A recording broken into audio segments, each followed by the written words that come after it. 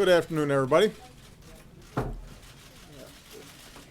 Clearly, this is not the most important event that's taking place in the White House today. There is a screening of Star Wars for Gold Star families and children coming up, so I'll try to be relatively succinct. Let me say a few words about the year behind us and the year ahead, and then I'll take a few questions. As I look back on this year, one thing I see is that so much of our steady, persistent work over the years is paying off for the American people in big, tangible ways. Our early actions to rescue the economy set the stage for the longest streak of private sector job growth on record, with 13.7 million new jobs in that time. The unemployment rate has been cut in half, down to 5%.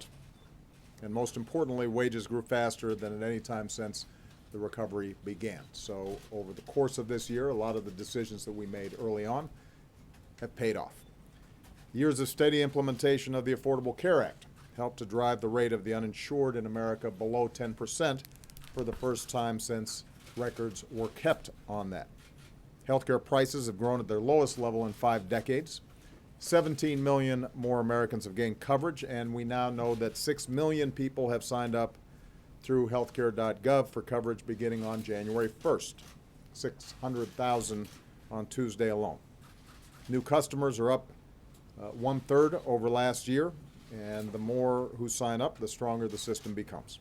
And that's good news for every American who no longer has to worry about being just one illness or accident away from financial hardship.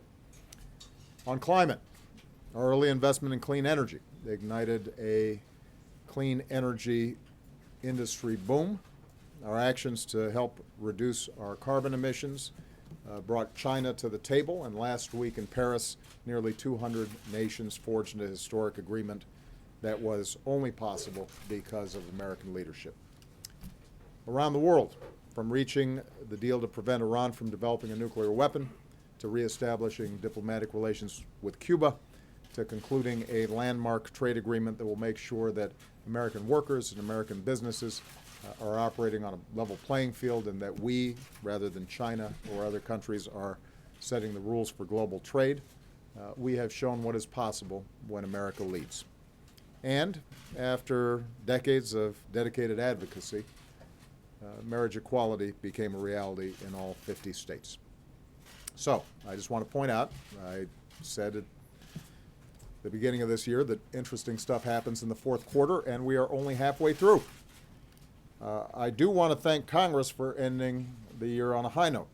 I got to sign an education bill that is going to fix some of the challenges that we had with No Child Left Behind, and promises to invest more in high-quality early childhood education.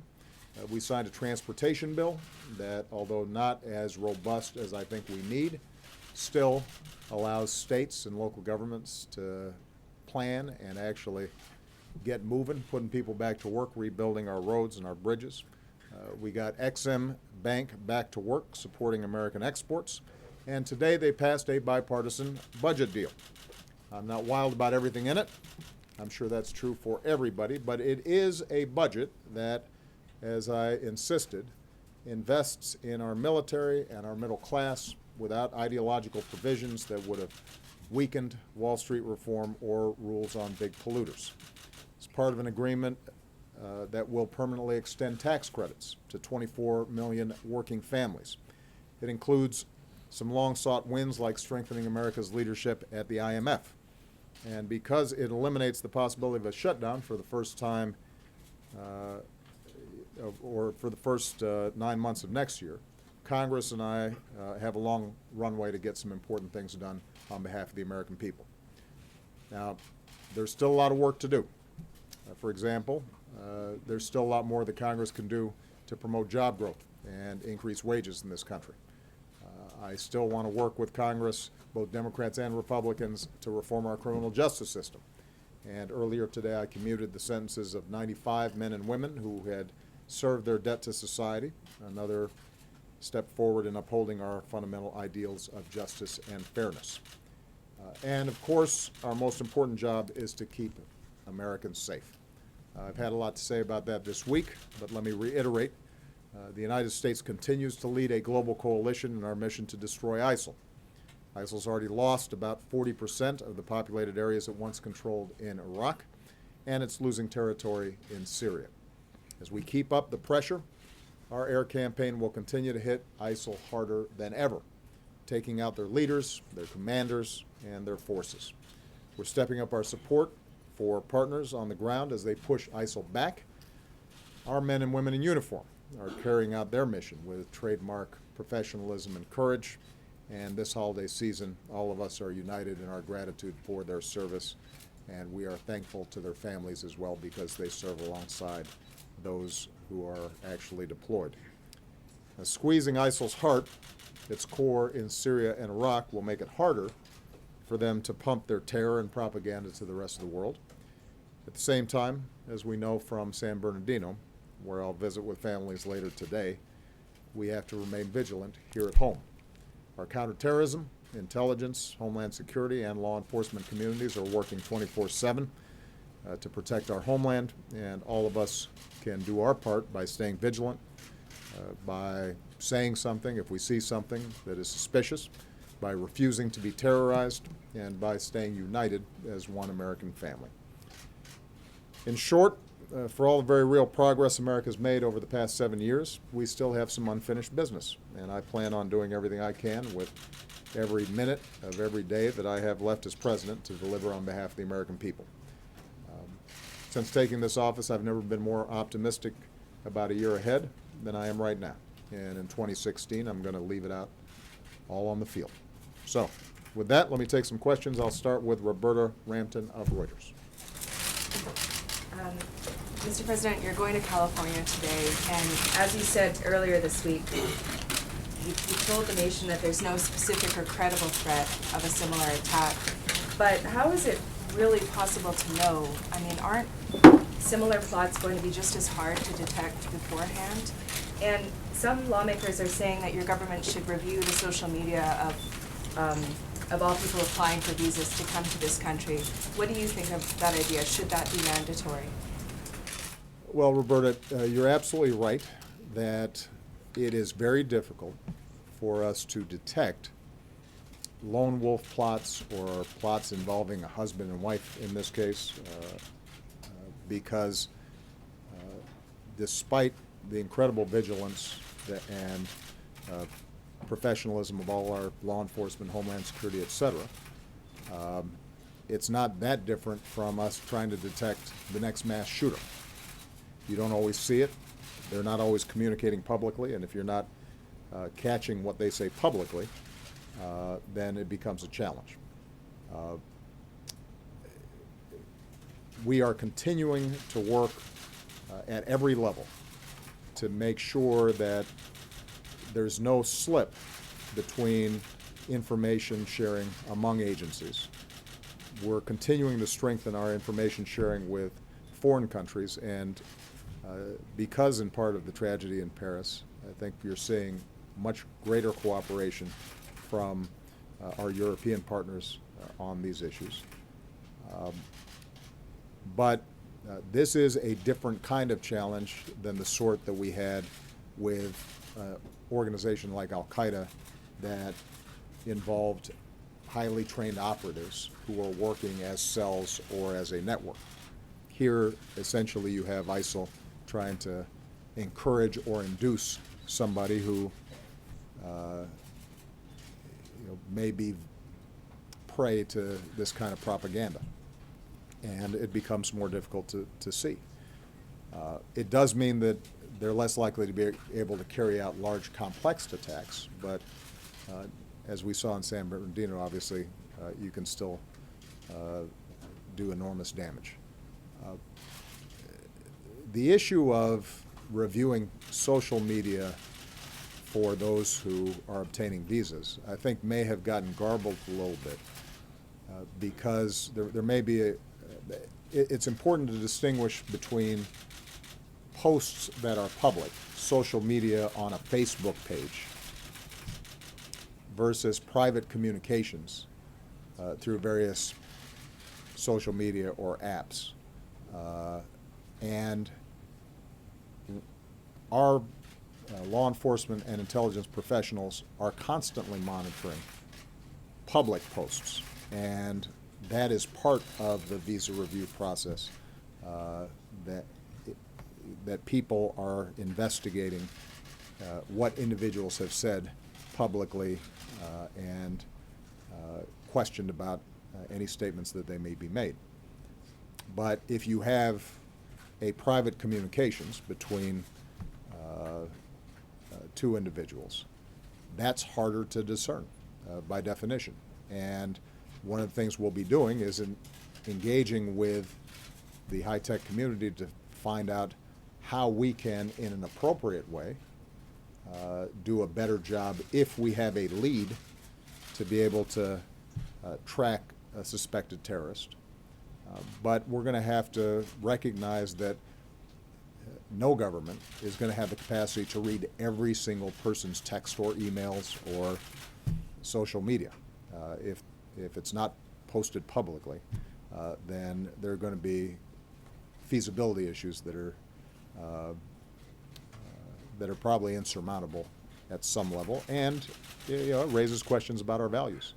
I mean, keep in mind it was only a couple of years ago where we were having a major debate about whether the government was becoming too much like Big Brother. And overall, I think we've struck the right balance in protecting civil liberties and making sure that U.S. citizens' privacy is preserved, that we are making sure that there's oversight to what our intelligence agencies do. But we're going to have to continue to balance our needs for security with people's legitimate concerns about privacy. And because the internet is global and communication systems are global, the values that we apply here oftentimes are ones that folks who are trying to come into the country are also benefiting from, because they're using the same technologies. But this is precisely why we're working very hard to bring law enforcement, intelligence, and high-tech companies together, because we're going to have to really review what we can do both technically as well as consistent with our laws and our values in order to try to discern more rapidly some of the potential threats that may be out there. Okay. David Jackson. Mr. President, a Gitmo question. Congress has made it pretty clear that they're just not going to let you transfer prisoners to the United States for trial. But some people think you already have the executive authority to transfer those prisoners and close Gitmo itself next year. My question is, do you believe you have that authority, and are you willing to exercise it to close that place? Well, first of all, we've been working systematically, another example of persistence, in reducing the population. We have a review process. Those who are eligible for transfer, we locate in countries that have accepted some of these detainees. They monitor them, and it's been determined that they can be transferred. And my expectation is by early next year, we should have reduced that population below 100. And we will continue to steadily chip away at the numbers in Guantanamo. There's going to come to a point where we have an irreducible population, people who pose a significant threat, but for various reasons it's difficult for us to try them in an Article III court. Some of those folks are going through the military commission process, but there's going to be a challenge there. Now, at that stage, I'm presenting a plan to Congress about how we can close Guantanamo. I'm not going to automatically assume that Congress says no. I'm not being coy, David. I think it's fair to say that there's going to be significant resistance from some quarters to that. But I think we can make a very strong argument that it doesn't make sense for us to be spending an extra $100, $200, $300, $500 million, $1 billion, to have a secure setting for 50, 60, 70 people. And we will wait until Congress has definitively said no to a well-thought-out plan with numbers attached to it before we say anything definitive about my executive authority here. I think it's far preferable if I can get stuff done with Congress. Back on your own? David, as I said before, you know, and I think you've seen me on a whole bunch of issues like immigration. I'm not gonna be forward-leaning on what I can do without Congress before I've tested what I can do with Congress. And every once in a while they'll surprise you, and this may be one of those places because I think we can make a really strong argument. Guantanamo continues to be one of the key magnets for jihadi recruitment. You know, to Roberta's question earlier about how do they propagandize and convince somebody here in the United States who may not have a criminal record or a history of terrorist activity to start shooting. This is part of what they feed, this notion of a gross injustice, that America's not living up to its professed ideals. We know that. We see the internet traffic. We see how Guantanamo has been used to create this mythology that America is at war with Islam. And you know, for us to close it is part of our counterterrorism strategy that is supported by our military, our diplomatic, and our intelligence teams. So when you combine that with the fact that it's really expensive, that we are you know, essentially at this point detaining a handful of people, and each person is costing several $million to detain when there are more efficient ways of doing it. You know, I think we can make a strong argument. But I'll take, you know, I'll take your point that it will be an uphill battle. Every battle I've had with Congress over the last 5 years has been uphill, but we keep on surprising you by actually getting some stuff On your own done. in immigration. Sometimes that may prove necessary, but you know, we try not to get out ahead of ourselves on that. Julie Pace. Thank you, Mr. President. I wanted to ask you about some of the broader challenges in the Middle East. Yeah. Some of the Republicans who are running for president have argued that the Mideast and the United States would be safer if you hadn't had regime change in places like Iraq, Libya, and Egypt. And having gone through the experience of the Arab Spring and the aftermath, I wonder what you now see the U.S. role in the Middle East in terms of trying to push dictators out of power. Would you advise future presidents to call for authoritarian leaders to step down, as you did? And just specifically on Syria, at this point, is it your expectation that Bashar Assad's presidency will outlast yours? You know, there's been a lot of revisionist history, sometimes by the same people, making different arguments depending on the situation. So maybe it's useful just for us to go back over some of these issues. We did not depose Hosni Mubarak. Millions of Egyptians did because of their dissatisfaction with the corruption and authoritarianism of the regime. We had a working relationship with Mubarak. We didn't trigger the Arab Spring. And the notion that somehow the U.S. was in a position to pull the strings on a country that is the largest in the Arab world, I think is mistaken. What is true is that at the point at which the choice becomes mowing down millions of people or trying to find some transition, we believed, and I would still argue, that it was more sensible for us to find a peaceful transition to the Egyptian situation. With respect to Libya, Libya is sort of a alternative version of Syria in some ways, because by the time the international coalition interceded in Syria, chaos had already broken out.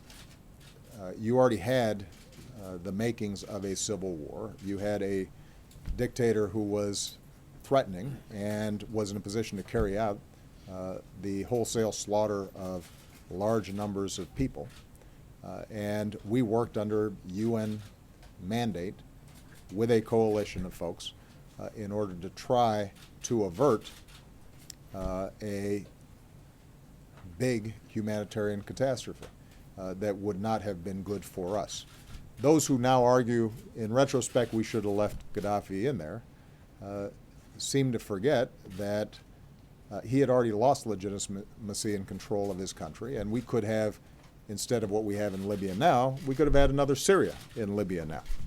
The problem with Libya was the fact that there was a failure on the part of the entire international community, and I think that the United States has some accountability for not moving swiftly enough and underestimating the need to rebuild government there quickly. And as a consequence, you now have a very bad situation. And as far as Syria goes,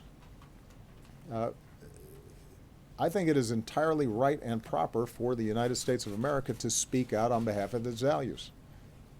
And when you have an authoritarian leader that is killing hundreds of thousands of his own people, the notion that we would just stand by and say nothing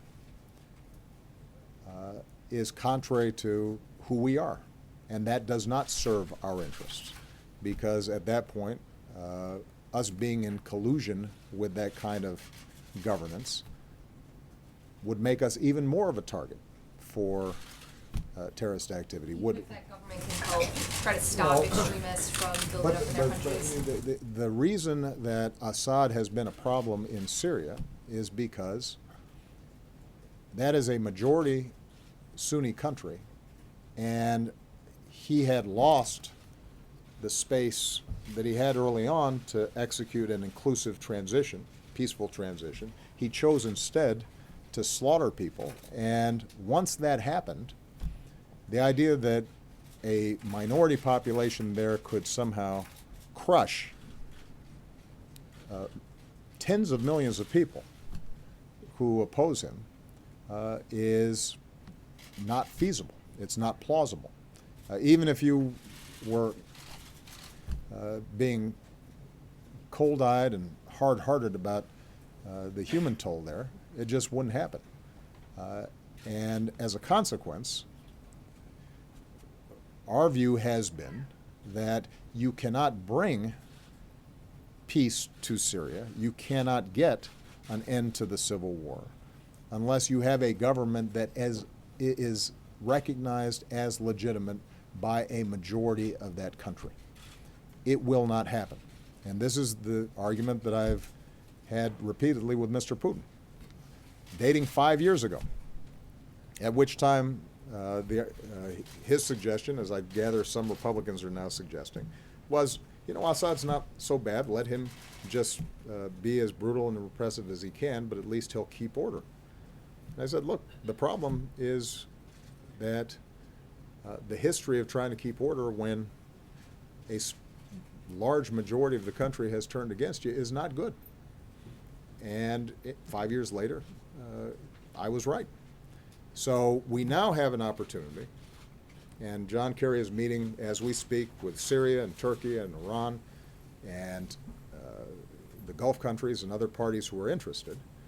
We now have an opportunity not to turn back the clock.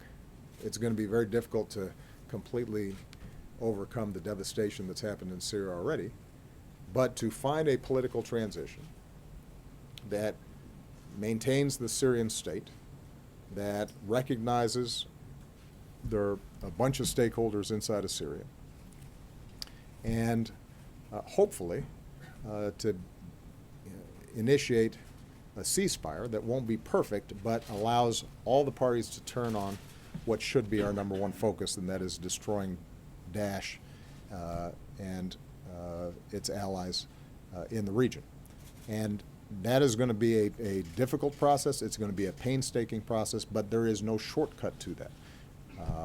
And that's not based on some idealism on my part. That's a hard-headed calculation about what's going to be required to get the job done. Do you think that Assad Assad, though, potentially could remain in power a year from now? I think that Assad is going to have to leave in order for the country to stop the bloodletting and for all the parties involved to be able to move forward in a non-sectarian way. He has lost legitimacy in the eyes of a large majority of the country. Now, is there a way of us constructing a bridge, creating a political transition that allows those who are allied with Assad right now, allows the Russians, allows the Iranians to ensure that their equities are respected, that minorities like the Alawites are not crushed, or retribution is not the order of the day. I think that's going to be very important as well, and that's what makes this so difficult. Sadly, had Assad made a decision earlier that he was not more important personally than his entire country, that kind of political transition would have been much easier. It's a lot harder now. But John Kerry's been doing some excellent work in moving that process forward, and I do think that you've seen from the Russians a recognition that after a couple of months, they're not really moving the needle that much, despite a sizable deployment inside of Syria. And of course, that's what I suggested would happen, because there's only so much bombing you can do when an entire country is outraged and believes that its ruler doesn't represent them. Cheryl Bowen. Thank you, Mr. President. I'd like to ask you about the surprising Congress. Specifically, what are your top legislative priorities for next year? And how has the new Speaker, Paul Ryan, changed the dynamic with you and Capitol Hill? And can you be more ambitious next year, doing things like maybe completing the transatlantic trade partnership or even getting tax reform? Well, first of all, it's important to give some credit where credit is due. John Boehner did a favor to all of us, including now Speaker Ryan, by working with us to agree on a top-line budget framework. That was the basis for subsequent negotiations. He was able to do that because he was going out the door, and was then given, I think, a little more room to maneuver than he previously had.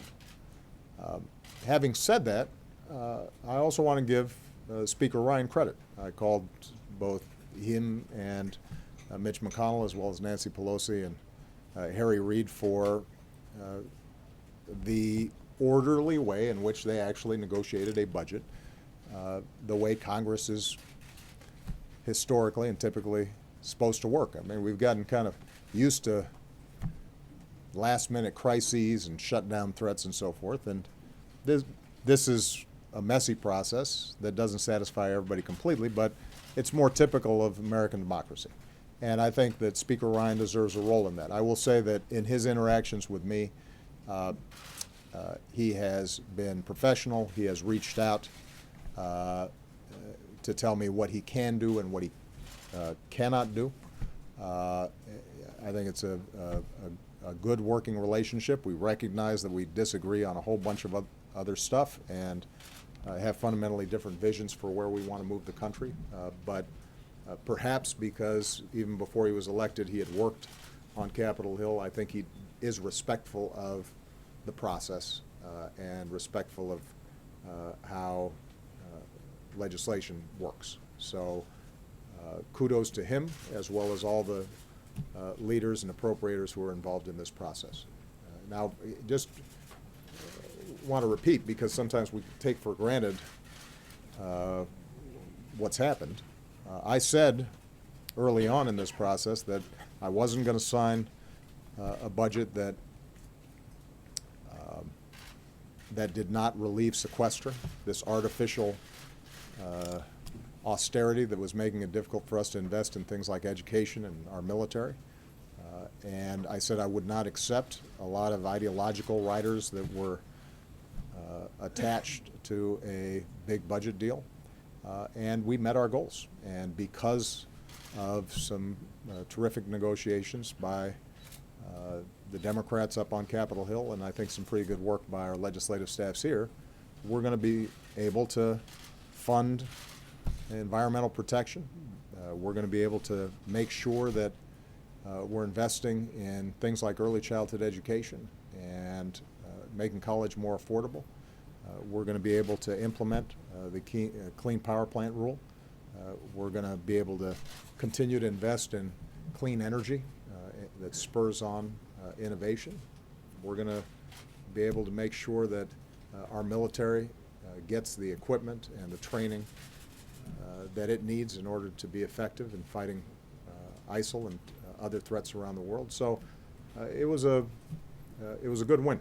And there's some things in there that I don't like, but that's the nature of legislation and compromise. And I think the system worked. That gives me some optimism that next year, on a narrow set of issues, we can get some more work done. Now, as David said, it's an election year, and obviously a lot of the legislative process is going to be skewed by people looking over their shoulders, worrying about primary, trying to position themselves relative to the presidential candidates. So that makes it harder. But I think there are going to be a handful of areas where we can make real progress. One of them you already mentioned, Trans-Pacific Partnership, which now has been out. Congress has had a chance to review, and it meets the bar that I set. It is consistent with what I promised, which is the most pro-labor, pro-environment, progressive trade deal in history that eliminates just about every tariff on American manufacturing goods in countries that up until this point have charged a tax essentially on anything that American workers, American businesses sell in these areas. It brings those taxes down to zero on basically all of American manufactured products. A huge win for agriculture, because now, you know, the people of Japan are going to be in a better position to enjoy American beef and American pork, which up until this point, even though we're much more efficient producers, has been tagged with a tax that makes our products uncompetitive in Japanese markets. So this is a big deal, and I think Speaker Ryan would like to try to get it done. And there are both proponents and opponents of this in both Democratic and Republican parties, and so it's going to be an interesting situation where we're going to have to stitch together the same kind of bipartisan effort in order for us to get it done. A second area that I think is possible is criminal justice reform. There has been sincere, serious negotiations and efforts by Democrats and Republicans to create a criminal justice system that is more fair, more even-handed, more proportionate, and is smarter about how we reduce crime. And I've really been impressed by the dedication of a core group of Democrats and Republicans, some of them the most liberal Democrats and the most conservative Republicans coming together saying this is the right thing to do. We've got a good bill in the Senate that passed with bipartisan support out of committee. My hope is that that gets to the floor and that we can pair it up with a good bill out of the House. And this is an area where you potentially can see us save money, reduce recidivism, make sure that people who make a mistake on nonviolent crimes have to pay the price, have to serve time, but are released in a reasonable fashion, that they have more support so that they're less likely to go back into the criminal system subsequently. And that's an area where I think we may be able to make a big difference. So those are just two examples. We'll keep on looking for a number of examples like that. And wherever there's an opportunity, I'm going to take it. Okay. Philip Crowder. Philip Crowley. Thank you, Mr. President. You mentioned climate change already, and at the time of the signing of the deal in Paris, you said it was potentially a turning point for the world. But this was a deal that is not a legally binding document, and you bypassed Congress pretty much completely. Are you worried at this point that a Republican president who might take over from you in the White House could stop the deal in its tracks entirely? And considering that possibility, are you more interested in campaigning for a Democratic nominee, considering that danger? I think it's fair I was going to be campaigning for a Democratic nominee, even without that danger. And I am very confident that we're going to have a terrific Democratic nominee. And whose phone is that, guys? Come on now. Somebody, you recognize your ring. Don't be embarrassed. Just turn it off. Huh? There you go. Okay. Can I still hear it? All right, I think it's off now. I think we will have a strong Democratic nominee. I think that Democratic nominee will win. I think I will have a Democratic successor. And I will campaign very hard to make that happen for a whole variety of reasons, because they're far more likely to share my fundamental vision about where America should go. But having said that, what I think people should also feel good about is that the agreement struck in Paris, although not legally binding when it comes to the targets that have been set, does create this architecture in which all around the world countries are saying, this is where we're going. We're going to be chasing after this clean energy future. This is how we're going to meet our goals. We're going to double down on solar power. We're going to double down on wind power. We're going to invest more heavily in biofuels. We're going to figure out battery technologies.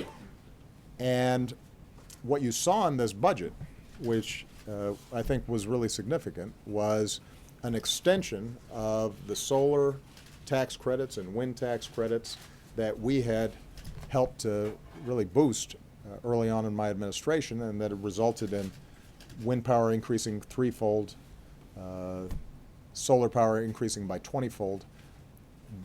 Those tax credits are now going to be extended for 5 to 7 years. And as a consequence, that combination of market signals means that the private sector is going to start investing much more heavily. They know this is coming. And it's not just coming here, it's coming around the world.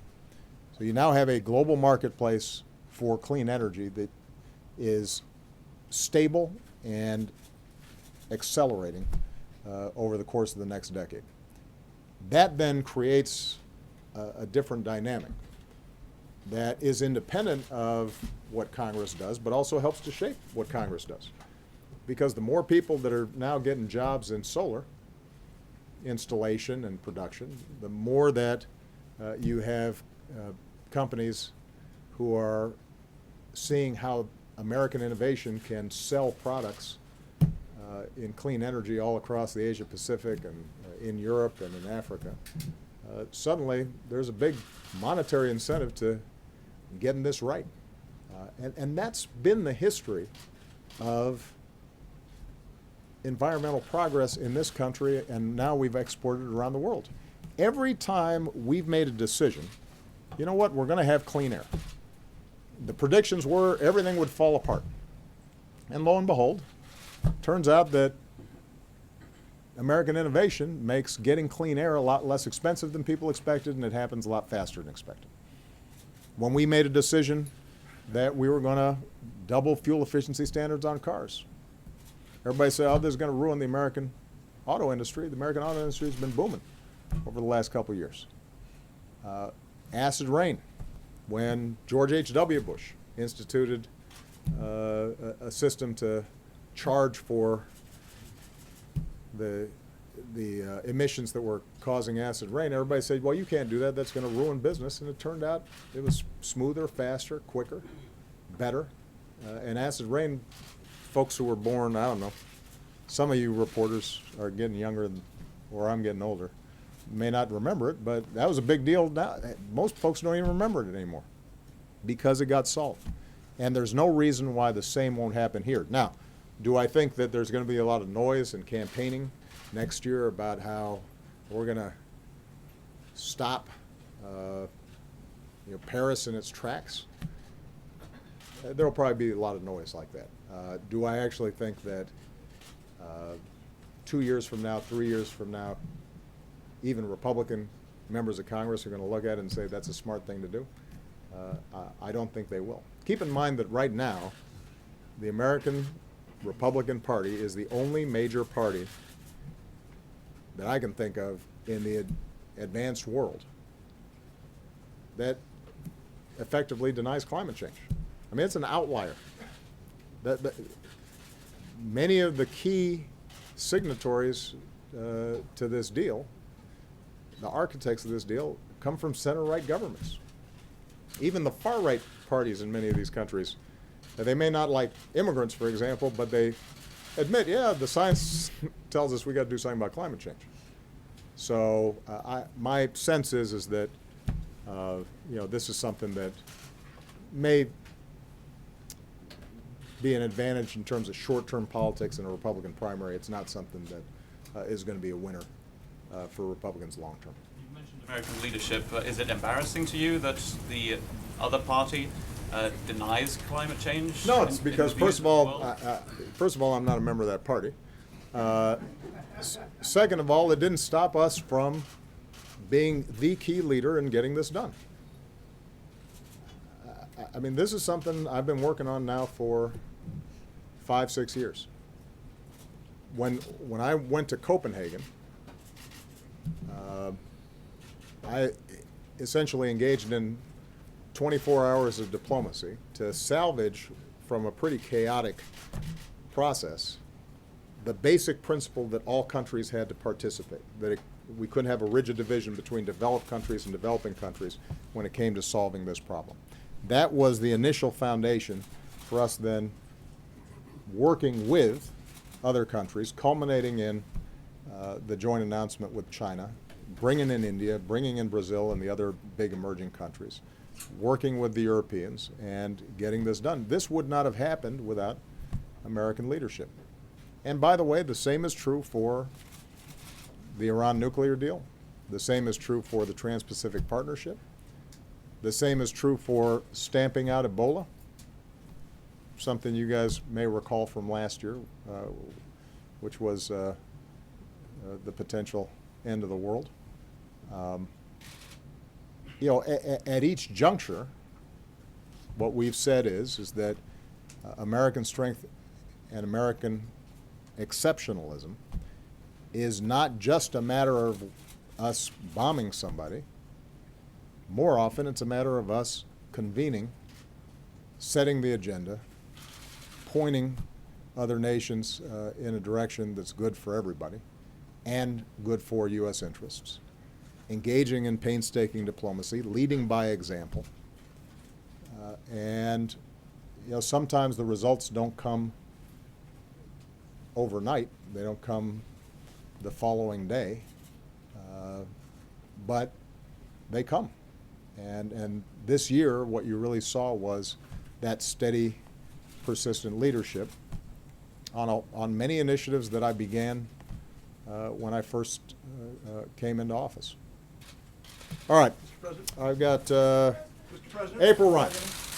Mr. President, I want to ask you something on criminal justice, going back to something you said and also something from Julie Pace. Your administration contends the United States has 5% of the world population, but 25% of the global jail population. What legislation are you supporting that significantly cuts mass incarceration in this country? And then going back to the Assad issue, does Assad have to go to defeat ISIS? Well, we're going to defeat ISIS. And we're going to do so by systematically squeezing them, cutting off their supply lines, cutting off their financing, taking out their leadership, taking out their forces, taking out their infrastructure. We're going to do so in partnership with forces on the ground that sometimes are spotty, sometimes need capacity building, need our assistance, need our training, but we're seeing steadily progress. in many of these areas. And so they're going to be on the run. Now, they are going to continue to be dangerous. So let me just be very clear, because whenever I say that we have made progress in squeezing the territory that they control or made real inroads against them, what people will say is, well, if something happens around the world, then obviously that must not be true. But in any battle, in any fight, even as you make progress, there's still dangers involved. And ISIL's capacity both to infiltrate Western countries with people who've traveled to Syria or traveled to Iraq, and the savviness of their social media, their ability to recruit disaffected individuals who may be French or British or even U.S. citizens, will continue to make them dangerous for quite some time. But we will systematically go after them. Now, in order for us to stamp them out thoroughly, we have to eliminate lawless areas in which they cannot still roam. So we can disable them, we can dismantle much of their infrastructure, greatly reduce the threat that they pose to the United States, our allies, and our neighbors. But in the same way that Al-Qaeda is pinned down and has much more difficulty carrying out any significant attacks because of how we've systematically dismantled them, they still pose a threat. There's still operatives who are interested in carrying out terrorist attacks because they still operate in areas between Pakistan and Afghanistan, or more prominently right now in Yemen, that are hard to reach. Our long-term goal has to be able to stabilize these areas so that they don't have any safe haven. And in order for us to do that in Syria, there has to be an end to the civil war. And there has to be an actual government that has a police capacity and a structure in these areas that currently aren't governed. And it is my firm belief, and the belief of the experts in this administration, that so long as Assad is there, we cannot achieve that kind of stability inside of Syria. And I think the history over the last several years indicates as much. So that's going to continue to be a top priority for us, moving aggressively on the military track and not letting ISIL take a breath and pounding away at them with our special forces and our airstrikes and the training and advising of partners who can go after them. But we also have to keep very aggressive on this diplomatic track in order for us to bring countries together. All right? Everybody? Oh, on criminal justice reform, I answered the question. I'm hopeful. Are Well, you supporting that cuts into Right. mass incarceration? And April, what I said is that I strongly support the Senate legislation that's already been put forward. I'm hopeful that the House can come up with legislation that follows the same principles, which is to make sure that we're doing sentencing reform, but we're also doing a better job in terms of reducing recidivism and providing support for ex-offenders.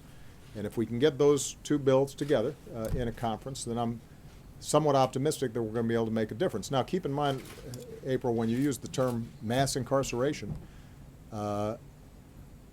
statistically, the overwhelming majority of people who are incarcerated are in state prisons and state facilities for state crimes. We can only focus on federal law and federal crimes. And so there's still going to be a large population of individuals who are incarcerated even for nonviolent drug crimes, because this is a trend that started in the late 80s and 90s and accelerated at the state levels. But if we can show at the federal level that we can be smart on crime, more cost effective, more just, more proportionate, then we can set a trend for other states to follow as well. And that's our hope. This is not going to be something that's reversed overnight. So just to go back to my general principle, April, it took 20 years for us to get to the point we are now. And it will be 20 years probably before we reverse some of these major trends. Okay, everybody, I got to get to Star Wars. Thank you. Thank you, guys. Appreciate you. Thank you.